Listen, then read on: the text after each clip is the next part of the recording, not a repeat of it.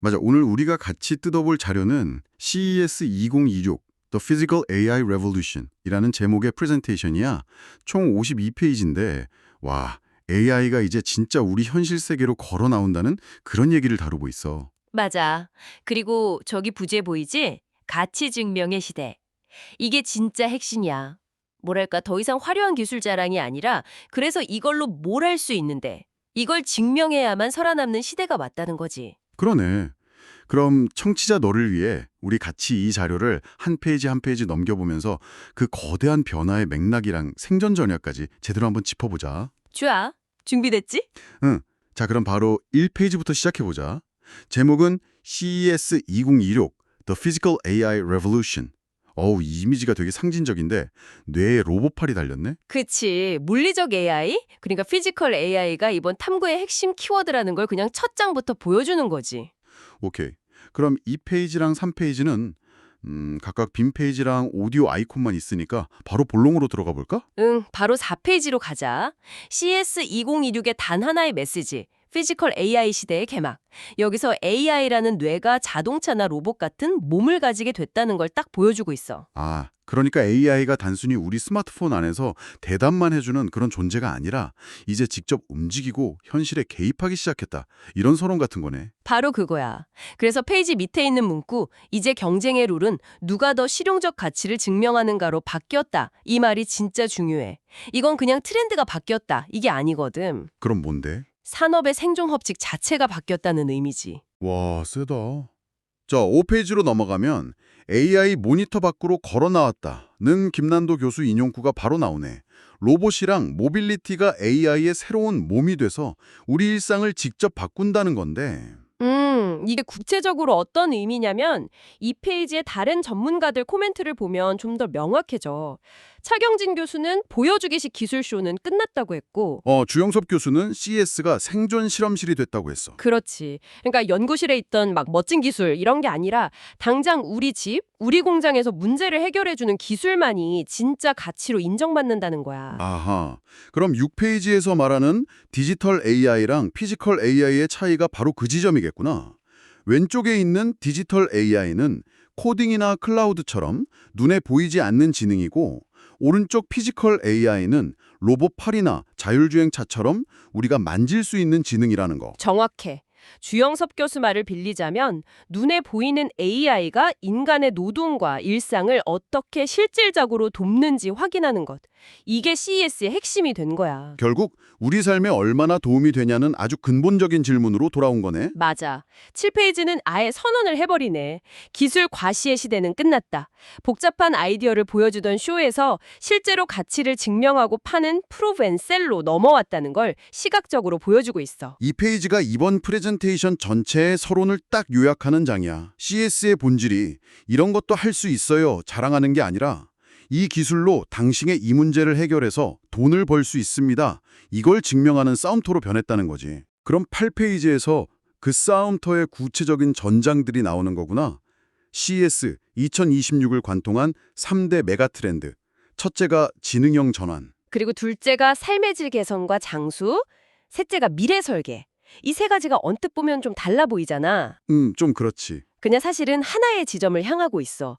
바로 지능화된 현실, intelligent reality. 우리의 현실 공간이랑 경험을 어떻게 더 똑똑하게 만들 거냐. 모든 기술이 결국 이 목표를 위해 움직이고 있다는 큰 그림을 보여주는 거야. 알겠어. 그럼 이제 그 혁신을 이끄는 주역들을 만나볼 차례네. 9페이지, 10페이지, 11페이지는 혁신가들의 등장이라는 다음 파트 제목이고 자, 12페이지부터 본격적으로 시작되네. 로봇, 공장을 넘어 삶의 동반자로. 이 페이지 그림 되게 재밌다. 공장 로봇 팔에서 시작해서 우리 집 로봇 청소기를 거쳐서 이제는 막 계단을 오르내리는 로봇까지 나오네? 그치, 인간의 공간 깊숙한 곳까지 들어오고 있다는 그 진화 과정을 보여주는 거거든. 드리미의 청소기나 캐터필러의 자율주행 중장비처럼 말이야. 13페이지를 보니까 그게 더 와닿는다. 일상의 혁신 1. 가사노동으로부터의 완전한 해방 제로 레이버 홈 LG전자의 AI 집사 로봇 클로이드 공감지능이라는 개념이 들어갔대. 이게 그냥 뭐 불 꺼져 같은 명령을 수행하는 수준이 아니야. 여기 자료를 보면 사용자 목소리를 분석해서 목소리가 건조하시네요. 이러면서 물을 챙겨주기도 하고, 헐, 진짜? 젖은 수건을 알아서 세탁기에 넣기도 해. 단순한 도구를 넘어서 나를 이해하고 배려하는 파트너로 진화하고 있다는 게 핵심이지. 와, 잠깐만. 목소리 톤을 분석해서 상태를 파악한다고? 이건 알렉사, 타이머 맞춰줘 랑은 아예 차원이 다른 얘기잖아. 진짜 동반자라는 느낌이 뭔지 알겠다. 그렇지. 그럼 14페이지는 산업 현장이네. 산업 현장의 패러다임을 바꾸는 로봇 파트너. 현대차 그룹의 아틀라스야. 이건 진짜 압도적이지. 최대 50kg 물건을 다루고 영하 20도에서 영상 40도까지 그런 극한의 환경에서도 작동해. 대박이다. 근데 여기서 중요한 건 단순히 인간의 노동을 대체하는 게 아니라는 점이야. 인간은 더 창의적이고 부가가치가 높은 일에 집중하게 하고 위험하고 반복적인 일은 로봇 파트너한테 맡기는 거지. 일하는 방식 자체를 재편하는 거야. 15페이지는 공간의 한계를 극복하는 피지컬 AI의 확장이 주제네. 아까 나왔던 중국 드림이의 계단 오르는 로봇 청소기나 현대의 모베드 같은 사례가 나오네. 모베드를 두면 AI가 몸을 얻는다는 게 어떤 의미인지 딱 명확해져. 4개 바퀴가 독립적으로 움직이면서 경사로나 계단에서도 위에 있는 물건의 수평을 완벽하게 유지하잖아. 아, 저게 저렇게 되는구나. 응. 과거에는 불가능하다고 생각했던 물리적인 제약을 AI와 로보틱스 기술로 그냥 극복해내는 거야. 좋아. 혁신가들의 활약을 봤으니까 이제 16페이지. 다음 챕터로 넘어가자. CES 2026, The Next Chapter. 부제는 KTF의 생존 전략. 드디어 한국 기업들 얘기가 본격적으로 나오겠네. 17페이지 그래프를 보면 진짜 놀랄걸. K혁신, 대전환의 무대를 점령하다. 최고 혁신상 전체 30개 중에 한국이 15개, 정확히 50%를 차지했어. 와, 절반을 미국이 6개인데 이건 진짜 압도적인데? 그치. 이건 더 이상 우리가 빠른 추격자 이런 게 아니라 AI나 로보틱스 같은 미래 산업에서 규칙을 만드는 퍼스트 무버가 됐다는 강력한 증거야. 18페이지는 그 변화를 한마디로 요약하네. 한국의 응답, 보여주기에서 쓰여지기로. 아이디어 수준의 개념 증명이 아니라 실제 현장에서 작동하는 가치 증명으로 넘어왔다는 뜻이구나. 바로 그 지점을 19페이지가 상징적으로 보여주는 거지. CES가 인정한 KAI, 마음 AI 주최 측 원픽으로 선정되다. 이게 세계적인 기업 지멘스랑 나란히 소개됐다는 건 그냥 마음 AI 기술이 대단해서라기보다는 뭐랄까? 실제로 작동하는 피지컬 AI 기술력을 글로벌 시장이 공식적으로 인정했다. 이런 의미가 더 큰 거야. 아, 그렇구나. 그럼 20페이지의 질문, 왜 마음 AI였나에 대한 답도 그거겠네. 작동하는 피지컬 AI를 증명했기 때문이다. 시연용 기술이 아니라 보고, 판단하고 행동하는 이 과정 전체가 산업 현장에서 바로 적용 가능하다는 걸 보여준 거지. 그리고 21페이지는 K테크가 활약하는 3대 격전지로 집, 산업, 모빌리티로 꼽고 있네. 우리 삶의 모든 영역에 한국 기술이 깊숙이 파고들고 있다는 거네. 맞아. 22페이지에 한국 기업을 생존 방정식이라는 공식이 나오는데 이거 재밌다.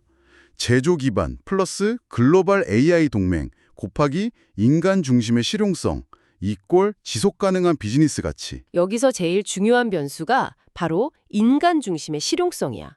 그냥 기술이 뛰어난 걸 넘어서 사람들의 진짜 문제를 해결해주고 감성적인 만족감까지 주는 응용 능력. 이게 바로 한국 기업들이 가진 강력한 무기라는 분석이지. 23페이지에서는 거인들의 전략, 삼성과 LG의 경험 플랫폼 전략을 비교하고 있어. 삼성은 AI 컴패니언으로 모든 기기를 연결하고 LG는 공감지능으로 지로 레이버 홈을 만들고 방향은 좀 다른데. 근데 결국 개별 제품이 아니라 경험을 팔겠다는 점에서는 똑같지. 아, 맞네. 이제 그 전략을 구체적으로 어떻게 구현하는지가 24페이지부터 나와. 첫 번째 전략은 엔드-투-엔드 가치사슬 구축. 현대차 그룹 사례를 보면 R&D부터 부품, 제조, 서비스까지 로보틱스랑 관련된 모든 과정을 다 수직 계열화하고 있어. 와, 생태계 전체를 장악하겠다는 거네. 그렇지. 그런데 바로 다음 25페이지에서는 완전 정반대 같은 얘기가 나와. 최고의 몸과 최고의 두뇌를 결합하는 베스트 인 클래스 동맹. 현대차랑 보스턴 다이내믹스라는 최고의 몸이 구글 딥마인드라는 최고의 두뇌랑 만난다는 거잖아. 여기가 진짜 흥미로운 지점이야. 24페이지는 모든 걸 우리가 다 하겠다는 전략처럼 보이는데 25페이지는 최고들이랑 손잡겠다는 전략이거든. 그러게. 모순하냐? 이게 모순이 아니라 피지컬 AI 시대의 핵심 전략을 보여주는 거야. 즉, 우리가 제일 잘하는 하드웨어, 몸은 확실히 장악하되 우리가 최고가 아닌 소프트웨어, 두뇌는 최고의 파트너랑 협력해서 가장 강력한 조합을 만든다는 거지. 아하, 무엇을 직접 하고 무엇을 협력할 것인가. 이걸 명확히 하는 거구나. 그럼 26페이지에 하드웨어와 인프라 지배력을 핵심 경쟁력으로 전환하라는 말도 같은 맥락이겠다. 우리가 가진 몸과 신경망의 강점을 극대화하라는 말이니까. 정확해. 한국의 강력한 제조업 기반이 소프트웨어 기업들이 쉽게 넘볼 수 없는 거대한 진입장벽이 될 수 있다는 분석이야. AI의 뇌만으로는 아무것도 할 수 없으니까. 27페이지는 네 번째 전략으로 생존 실험실에서 끊임없이 피봇하라를 제안하네. 캐릭터 프린터였던 네모닉이 시각장애인의 진짜 문제를 해결하는 점자 프린터로 변신한 사례가 되게 인상 깊다. 그리고 주영섭 교수는 지금의 미중 갈등이 오히려 한국 기업한테는 시장을 확대할 골든타임이 될 수 있다고 분석했어. 위기를 기회로 만드는 유연성이 필요하다는 거지. 좋아. 이제 28페이지, 29페이지는 다음 파트인 가치의 증명으로 넘어가는 길목이고 30페이지부터 구체적인 방법론이 나오네. 고환영 VC의 전시를 준비하지 말고 거래를 준비하라는 말이 핵심인 것 같아. 맞아. 저기 깔때기 모델이 그걸 보여주지. 수많은 잠재 고객에게 보여주는 쇼케이스에서 시작해서 실제 계약, 딜까지 이어지는 과정. 이제는 이 마지막 단계를 얼마나 잘 설계하냐가 관건이라는 거야. 그럼 31페이지의 현대차 그룹 사례가 바로 그 거래 준비의 예시겠다. 실험실에서 양산 라인으로 자신의 기술에 베팅하다. 휴머노이드 로봇 아틀라스를 실제 자동차 생산 라인에 투입하겠다는 로드맵을 발표했잖아. 이건 단순한 시연이 아니야. 그룹의 미래를 건 거대한 투자지. 2028년에는 부품 분류 작업에 실제 투입하겠다는 구체적인 계획까지 나왔어. 우리 기술 이 정도로 실용적입니다. 그러니까 믿고 투자하고 구매하세요. 라는 가장 확실한 가치 증명인 셈이야. 32페이지는 시장은 이미 알고 있다고 말하네. AI 메모리 반도체 가격 지수 그래프가 정말 폭발적이야. 돈의 흐름이 피지컬 AI 시대의 개막을 증명하고 있다는 거구나. 페이지는 비즈니스 모델의 진화를 보여주네. 제품 판매를 넘어 플랫폼과 생태계를 지배하라. HMG, 엔비디아, 삼성 다 각자의 방식으로 플랫폼이랑 생태계를 만들고 있어. 여기서 고한영 박사의 인용구가 다시 한번 핵심을 짚어줘. 최종 승자는 잘 만든 기술을 가진 기업이 아니라 잘 연결될 준비가 된 기업이 될 것이다. 결국 연결의 싸움이다. 음. 그럼 34페이지의 결론이 자연스럽게 이해가 되네. 피지컬 AI 시대, 몸을 가진 자가 두뇌의 가치를 결정한다. 아무리 뛰어난 소프트웨어, 두뇌라도 그걸 담아낼 하드웨어, 몸이 없으면 무용지물이라는 뜻이니까. 그리고 이게 바로 한국 기업에게 주어진 가장 큰 기회이자 위기라는 점을 명확히 하고 있어. 우리가 가진 제조업이라는 몸의 강점을 어떻게 활용하느냐에 모든 게 달렸다는 거지. 자, 35페이지는 빈 페이지고 36페이지부터는 마지막 섹션 중 하나인 모빌리티 분야를 깊게 파고드네. 37페이지. 자동차는 이제 바퀴 달린 AI 디바이스. SDV, 소프트웨어 중심 자동차라는 개념이 바로 그거야. 쉽게 말하면 자동차가 거대한 스마트폰이 되는 거지. 예전에는 자동차 성능이 출고될 때 딱 정해졌잖아. 그렇지. 이젠 현대의 플레오스 S 같은 운영체제를 통해서 앱처럼 계속 업데이트하고 기능을 추가할 수 있게 되는 거야. 경쟁의 무대가 하드웨어에서 소프트웨어로 완전히 넘어간 거지. 38페이지는 분위기가 좀 심각해지는데 승자 독식의 기술 전쟁. 미중 기술 패권 경쟁 속에서 단순한 기술 과시로는 생존을 보장할 수 없대. 정구민 교수의 말이 더 직접적이지. 한국 기업들이 살아남을 방법은 결국 압도적인 기술 격차뿐이다. 진짜 정신 바짝 차려야 한다는 위기감을 불어넣고 있어. 39페이지랑 40페이지는 그 생존 전략의 케이스 스터디로 다시 현대차 그룹을 보여주고 있네. 39페이지는 제조 역량을 AI 시대의 절대 무기로 삼는 E2E 밸류체인 전략. 여기서 공장이 단순한 생산기지가 아니라 기술의 가치를 검증하는 생존 실험실이라는 개념이 다시 한번 강조돼 2028년까지 연간 3만 대의 로봇을 생산하는 시스템을 갖추겠다는 구체적인 목표도 제시됐고 그리고 40페이지는 아까 우리가 되게 흥미롭게 봤던 최고의 몸과 두뇌의 만남 전략이야. 보스턴 다이내믹스라는 최고의 몸이랑 구글 제미나이라는 최고의 두뇌가 만났을 때 어떤 시너지가 날지 진짜 기대된다. 이 둘의 결합이 범용 AI 로보틱스의 등장을 훨씬 앞당길 거라는 분석이야. 일상 속의 복잡하고 예측 불가능한 문제들을 해결해주는 진짜 로봇 파트너가 더 빨리 우리 곁에 올 수 있다는 거지. 좋아. 이제 41페이지는 넘어가고 42페이지 골든타임. CES 현장에서 어떻게 행동해야 하는지에 대한 아주 실질적인 조언들이 담겨 있어. 43페이지를 보면 전시가 아닌 거래를 준비하라고 하네. 이건 뭐 스타트업이나 해외 진출을 노리는 기업들한테는 정말 피가 되고 살이 되는 조언이야. 어떤 문제를 해결할지, 유스케이스, 확장이 가능한지 증명할 POC는 준비됐는지, 스케일러빌리티, 그리고 누구를 만날지 타겟 미팅 리스트는 확보했는지. 이 세 가지. 이거 준비 안 됐으면 CES에 갈 의미가 없다는 거야. 와, 44페이지는 더 현실적이야. 성공을 결정짓는 72시간. CES 이후 실행 계획. CES의 성과는 현장이 아니라 귀국 후 3일 안에 결정된다니. 정말 그렇지. 현장에서 나는 좋은 대화는 진짜 금방 잊히거든. 72시간 안에 미팅 요약 메일 보내고 요청한 자료랑 POC 제안서 전달하고 다음 미팅을 잡는 신속한 후속 조치가 신뢰를 만들고 실제 계약으로 이어진다는 아주 구체적인 팁이지. 알겠어. 그럼 45페이지, 46페이지는 마지막 파트인 CES 딥 다이브의 시작을 알리고 47페이지에서는 이 프레젠테이션의 핵심 메시지 미래는 약속하는 자가 아닌 증명하는 자의 것이다를 다시 한번 강조하네. 그리고 48페이지는 CES라는 행사 자체가 어떻게 변화하고 있는지를 보여줘. 더 이상 가전제품 전시회 B2C가 아니라 교육, 물류, 기업 솔루션 같은 B2B 산업으로 무게중심이 이동하고 있다는 거야. 아, 저기 그래프 보니까 로보틱스, 드론, AI 출품작 증가율이 엄청나네. 그걸 증명하는 거지. 49페이지 진정한 전쟁터는 제품 경쟁을 넘어서 AI 인프라 패권 경쟁으로 옮겨갔다고 말하고 있어.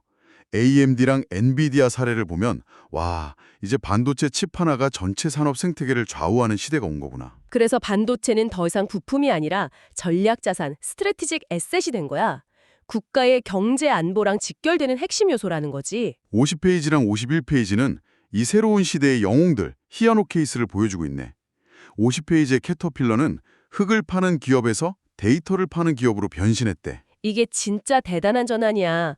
불도저라는 제품을 파는 게 아니라 자율주행 장비랑 디지털 트윈 기술을 이용해서 작업 수행 능력 자체를 서비스로 판매하는 모델로 바꾼 거거든. 와, 52페이지의 지멘스나 다소 시스템 같은 기업들도 마찬가지야. 물리적인 제품을 넘어서 데이터를 통해 가치를 창출하는 플랫폼 기업으로 진화하고 있는 거지.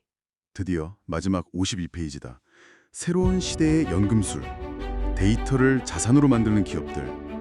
과거에는 공장이나 기계 같은 물리적 자산이 가치의 원천이었지만 이제는 데이터와 그걸 활용하는 AI 플랫폼이 그 자리를 차지했다는 걸 도식으로 보여주네. 그리고 이 프레젠테이션 전체를 관통하는 마지막 한 문장이 모든 걸 정리해줘. 21세기의 가장 중요한 자원은 더 이상 석유가 아니라 데이터입니다. 그리고 이 데이터를 정제하는 기술이 바로 AI입니다. 와, 52페이지를 쭉 따라가 보니 피지컬 AI라는 게 그냥 신기한 로봇 몇 개 나오는 얘기가 아니라 산업의 운영체제 OS 자체가 바뀌는 거대한 전환이라는 게 온몸으로 느껴져. 맞아. 특히 마지막 페이지에 데이터는 새로운 석유고 AI는 정유 기술이라는 비유가 정말 와닿지 않아?